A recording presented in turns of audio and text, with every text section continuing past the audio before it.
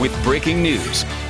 Just in, a first look at what could be the face of Tulsa's serial sexual attacker. Police just released the sketch of the suspect, who they believe has now struck for a 7th time. If you recognize this face, call 911 right now.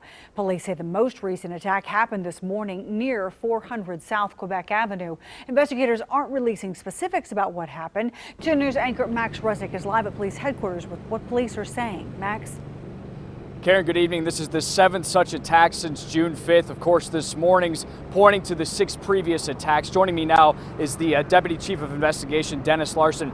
Dennis, you have a composite of this man's face, the man you believe to be the suspect. What does that composite allow you to do?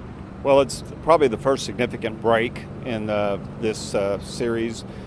The sketch artist was loaned to us by OSBI. He's considered one of the best in the nation. We feel very strong that a composite is a good look at the person we're looking for. What we need now is for the public to look at that on websites, on the paper tomorrow morning, wherever, and take a hard look at it, see if it's somebody they've seen, they know, and call that tip in. You can call the non-emergency number for the police department, you can call Crime Stoppers, but give us the information. Our task force is working hard, round the clock. There's men out in the field that are specifically dedicated to this 24/7, have been since late last Friday. And they're running down leads as I'm talking to you. So we're expecting help from the public here, and we're certainly hope that materializes. Now, there was some talk that maybe that this suspect was laying low because of all the media attention, and then you see what happens this morning. What will the task force be out doing this weekend to ensure that we catch this guy? Well, and we kind of feel that way too, that we had a lot of coverage to let the people know what we were doing, and we feel that that may have driven him underground for a while. He's obviously come back up.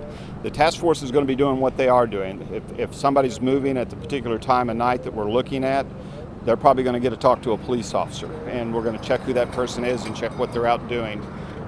Besides that, tips that come in on Crime Stoppers, we're looking at every sexual assault suspect that we have ever looked at in the last 20 years, seeing where are they now, what are they doing. I mean, we're working this harder than I think I've seen most cases from the get-go, and we're dedicated to putting this guy in jail. Now, when you look at this composite sketch, you really get a good idea of what this suspect might look like. Now, it's not an exact sketch, as you guys put it in your press release, but the likelihood is that someone out there has seen this man. Definitely, and I'll say this, he has gone to great lengths to cover his identity in the first 6 assaults. We are not sure that this is linked to the first 6, but we feel there's a strong possibility. This may be the first time he's made a mistake. Our victim got a good look at him. The OSBI gentleman who interviewed her and created the composite feels very strongly she gave a good description and feels that composite looks like our suspect. And this suspect is described as a white man in his 40s, about 5 feet 9 inches tall, 150 pounds. He's got short, straight black hair and a stubble-style beard. Of course, we'll stay up to date with this on what police are saying. We'll bring you more coming up tonight live at 6 o'clock. Live in downtown, Max Resnick, 2 News works for you.